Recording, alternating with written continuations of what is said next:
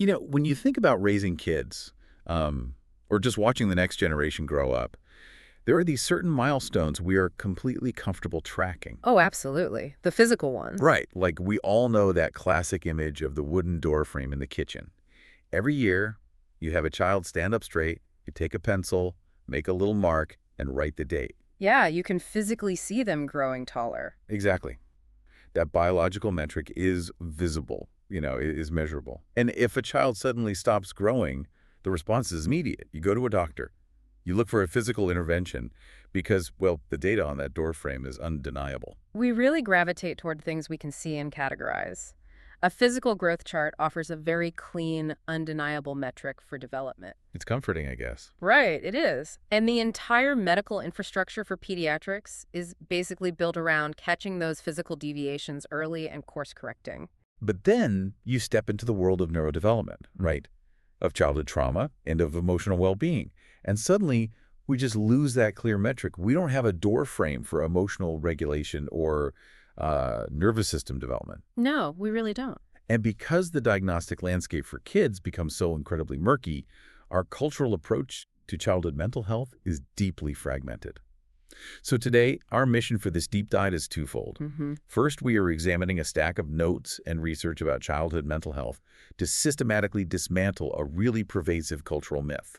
And second, we are looking at a specific real-world model currently operating in Georgia called MentalSpace School, and they are completely flipping the script on how care is delivered. Okay, let's unpack this. Yeah, and I think whether you are a parent trying to navigate these waters or an educator sitting in a classroom or just someone interested in systemic health solutions, understanding this shift fundamentally changes how we view youth development. It really does. But we have to start with the foundational roadblock. Before we can even analyze structural solutions like MentalSpace School, we have to examine the cultural hurdle standing in the way. The myth. Exactly, the deeply ingrained myth that kids are simply, too young for therapy. Yeah, and the source material calls this out as a dangerous assumption that we need to quietly but firmly retire. The reality is that anxiety, depression, and trauma, they do not check ID at the door. They really don't. They don't wait for a high school diploma to manifest. And our notes give us these heartbreakingly specific examples that illustrate what this actually looks like on the ground. Like the 7-year-old. Right. We're talking about a 7-year-old who is completely paralyzed by worry. Or a 9-year-old who suddenly just loses interest in everything they used to love. Yeah. Maybe it's a sport, drawing, or playing with friends. And they just withdraw entirely into a shell. And then there are teenagers who are walking around carrying these heavy, complex experiences that absolutely require a safe clinical space to process. And yet society often looks at a 7-year-old's paralyzing worry and just dismisses it as a phase. Which is so damaging. It is. Dismissing a child's distress as a phase denies them critical interventions during their most malleable developmental window. Because their brains are still building the foundation. Right, exactly. The human brain is building its foundational neural pathways for emotional regulation during these exact years. I mean, when an adult experiences severe anxiety, they usually have some baseline context for what is happening. Even if it feels overwhelming. Right. Even if it's awful, they know what anxiety is. When a 7-year-old experiences that same level of cortisol and adrenaline flooding their system, they have zero context. Wow. Their physical body is reacting to a perceived threat, but they lack the vocabulary to explain it. So it often manifests as stomach aches, behavioral outbursts, or just complete withdrawal. But people often resist the idea of therapy for youth because they fear it's about, slapping labels on children. Yeah. The assumption is that taking a 9-year-old to a therapist guarantees they will be permanently stamped as a depressed or anxious kid. And the source material clarifies that modern pediatric therapy isn't about rigid labeling at all. It's not. No, it is about providing a functional tool set. It is about giving a young mind a language for their feelings and equipping them with regulation tactics they will actively use for the rest of their lives. It makes a lot of sense. We are talking about teaching a child how to identify a feeling in their body before it dictates their behavior. Right. Think about how we approach other fundamental skills. If a child is struggling to read, we don't say, well, they're too young to be labeled a bad reader. Let's just wait until they're 18 and see if it works itself out. We would never do that. We intervene immediately. We get them a tutor. We teach them phonics. We see reading or even learning to ride a bike as foundational life skills. Yeah. Emotional regulation is the exact same thing. It is. It is a tool set, not an emergency fix for a broken kid. You learn how to balance on the bike so you don't crash when the terrain gets rough later on. Exactly. You are building the infrastructure they need to navigate every environment they will encounter. The coping mechanisms formed in childhood become the default settings for adulthood. So it carries over. Absolutely. If a child learns that the only way to manage anxiety is through avoidance or anger, well, that becomes their default response in their future marriage, in their workplace, and eventually in their own parenting. So why does society seem to operate on the assumption that emotional complexity suddenly switches on at age 18? That's the million-dollar question. Right. The cultural expectation seems to be that you graduate high school, you become an adult, and suddenly you are granted permission to have a complex inner life and seek out therapy. I think we treat childhood as an idyllic immune state because acknowledging a child's pain often triggers guilt or discomfort in adults. Oh, that's a really interesting point. We expect children to manage the intense social dynamics of school, heavy academic pressures, and often highly complex family situations, divorce, financial stress, loss. But we unconsciously deny them the emotional depth required to process those very things. We don't want to admit their struggle. Right. But recognizing a child's emotional complexity early on is really the only functional way to prevent adult crises. The alternative is waiting for the pressure cooker to explode a decade later. And since kids lack a driver's license and a credit card, relying on them to seek out private, off-site clinics is just a logistical failure. It doesn't work. If they need these tools, the only logical place to deliver this care is the one building they are legally required to be in, The school. the school. Uh, And the source material details how the MentalSpace school model in Georgia operates precisely on this premise. yes. The shift from the why to the how requires moving the intervention into the child's daily ecosystem. The MentalSpace school model provides K-12 mental health support directly within the school environment. Let's look at the mechanics of this model because it's pretty impressive. The first thing that jumps out from the text is that they offer same-day teletherapy. Which is huge. Yeah. They also utilize dedicated therapist teams assigned to specific schools. And the text emphasizes that these therapists are licensed, diverse, and culturally competent. Mm-hmm. On the compliance side, they are fully HIPAA and FERPA compliant, meaning a student's medical privacy and their educational records are both strictly locked down and protected from unauthorized sharing. The significance of that same-day access completely alters the trajectory of a mental health crisis. How so? Well, when a student experiences a severe depressive episode, a panic attack, or a major behavioral disruption, the window for effective intervention is incredibly small. The standard community care model usually involves joining a waitlist for 3 to 6 weeks. Yes, weeks.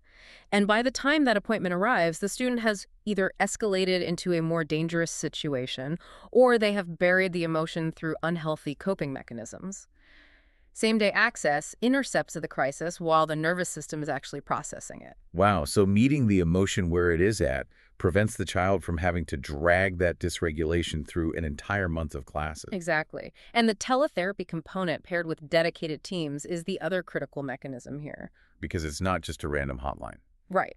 A common flaw in remote therapy is the lack of continuity. If a student connects with a random provider each time, they spend the entire session just re-explaining their trauma. That sounds exhausting. It is. MentalSpace assigns specific teams to specific schools. This means the therapist begins to understand the unique culture, the specific academic pressures, and the demographic realities of that exact school building. And the text mentions the diverse and culturally competent nature of the staff, which I think is vital. When therapy is entirely based on communication, a mismatch in cultural background can derail the process before it even starts. Absolutely. If a therapist doesn't understand the cultural shorthand, the community pressures, or the lived reality of the student sitting across from them, building trust becomes an uphill battle. Having providers who actually reflect the student body ensures the kids feel seen rather than just analyzed. That's a crucial distinction. But I do have to play devil's advocate for a second.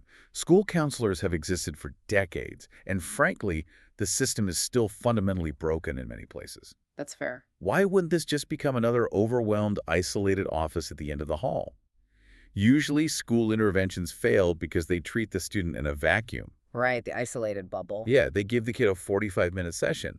But when the bell rings, that student goes right back out into the chaotic hallways, back to a stressed teacher, and back home to a family where all the systemic triggers still exist. And that historical failure is exactly why isolated therapy models plateau. Treating a student without addressing their environment is ineffective. So how do they fix that? The source text shows how MentalSpace School attempts to resolve this through a full wraparound service. Alongside the direct student therapy, they implement crisis intervention, suicide prevention, and violence prevention protocols. Okay. But the crucial differentiator is that they also provide staff wellness and family counseling. That makes me think of, like, a fish tank. It's like taking a sick fish out of a tank, administering medication, and then dropping the fish right back into the exact same toxic water. That is a perfect analogy. If you don't treat the water in the tank, the fish is just going to get sick again. By including staff wellness and family counseling, they are finally treating the water. Yes. A student's nervous system is constantly co-regulating with the adults around them. If a teacher is experiencing severe burnout and operating in a state of high stress, their classroom environment becomes tense and unpredictable. And the kids pick up on that. The students absorb that tension, which spikes their own anxiety. Similarly, if a child learns a new emotional regulation technique during a session, but goes home to a family that lacks the tools to support or reinforce that behavior, the therapy will not stick. It just unravels. Right. Providing resources for the teachers and the parents transforms the intervention from a solitary exercise into a systemic shift. Building a comprehensive ecosystem like that is a massive conceptual leap. But, great ideas usually fall apart when it comes to funding. The biggest barrier in the American healthcare system is always the cost. Always. And financial accessibility dictates whether a model like this remains a boutique experiment or becomes a scalable solution. The financial breakdown provided in the sources is highly unconventional for school-based care. Right. Looking at the notes, for patients on Medicaid, the out-of-pocket cost is $0. And navigating out-of-network costs usually blocks families from maintaining care. But MentalSpace accepts a massive array of insurances to bypass this. The text lists Blue Cross Blue Shield, Cigna, Aetna, United Healthcare, Humana, Peach State, CareSource, and AmeriGroup. That is a very comprehensive list. They have basically structured the billing to dismantle the primary reason parents cancel therapy appointments, the sudden, unexpected financial burden. Removing the financial wall alongside the logistical barrier of transportation fundamentally changes utilization rates. Because it's just easier. A parent no longer has to leave work in the middle of the day, pull their child out of school, drive across town to a clinic, pay a high copay, and drive back. The care occurs within the existing daily routine. And the tangible outcomes detailed in the text really reflect that structural shift. They report an 89% improved attendance rate, a 92% reduced anxiety rate, and an 85% family satisfaction rate. Those are staggering numbers. They really are. And for anyone listening who wants to verify the source of this model, their information is hosted at mentalspaceschool.com, or they can be reached at mentalspaceschool@cheattherapy.com. We have these massive percentage shifts, right? 89, 92, 85. So what does this all mean? Well, the correlation between the 92% reduction in anxiety and the 89% improvement in attendance is a direct biological sequence. Walk me through that. When a child experiences severe untreated anxiety, their brain perceives their environment as a threat. The amygdala takes over, flooding the body with cortisol and locking the nervous system into a state of fight or flight. In that biological state, the brain's sole priority is basic survival. Exactly. A child operating in survival mode cannot access the prefrontal cortex, the part of the brain responsible for logic, emotional regulation, and complex problem solving. They literally cannot focus. They literally cannot process a math lesson or analyze a historical text because their biology is entirely focused on scanning the room for danger. By reducing that baseline anxiety by 92%, the intervention signals to the child's brain that they are safe. The nervous system downregulates. And once the brain registers safety, the school environment transitions from being a threat matrix into a learning environment. Yes. The massive spike in attendance happens naturally because the biological aversion to the building has been resolved. You cannot mandate or legislate attendance if a student's brain genuinely believes the classroom is a lion. No, you can't. You have to calm the nervous system first. And looking at that 85% family satisfaction rate, it circles back to the fish tank metaphor. When the student gets the right tools and the parents have access to family counseling, the pressure cooks off the entire household. It really does. It proves that embedding care directly into the school doesn't just benefit the kids sitting at the desk. It stabilizes the entire community ecosystem, like fixing the foundation of a house instead of just painting a single room. And the data reflects a cascading effect of wellness. Parents report higher satisfaction because the volatile dynamics at home are actively being addressed. The school administration sees a direct return on the investment through stabilized classrooms, fewer behavioral crises, and higher attendance metrics, which often directly tie to school funding. Okay, let's trace the journey we've just taken through this deep dive. We started by permanently retiring the dangerous cultural myth that kids are somehow too young for therapy. Yes. Acknowledging that ignoring a 7-year-old's distress denies them foundational coping skills they will need for a lifetime. Then we explored how Georgia's MentalSpace school model bypasses the traditional barriers to entry. They're changing the logistics of care entirely. Right, they aren't just handing out a hotline number. They are embedding holistic, same-day, culturally competent care directly into the K-12 school ecosystem, actively treating the student, the school staff, and the family simultaneously. Looking at the trajectory of everything we've analyzed today, the core takeaway is that equipping our youth with an emotional vocabulary is not a luxury. It's really not. It isn't an extracurricular activity or a bonus program to be funded only if there is a surplus budget. It is a fundamental requirement for a healthy, functioning society. Giving a child the tools to regulate their own nervous system is as critical to their long-term survival and success as teaching them how to read. I completely agree. Yeah. I want to leave you with one final, lingering question to mull over as you go about your day. We can clearly see the data. We know that providing emotional vocabulary and regulation tools directly in schools leads to nearly 90% better attendance and dramatically reduced anxiety right now, today. So what would our adult workforce, our political systems, and our global leadership look like in 20 years if every single child was taught how to process their feelings as routinely and rigorously as they are taught mathematics? Imagine a society where emotional intelligence and self-regulation aren't rare, highly sought-after traits, but the standard baseline for every citizen.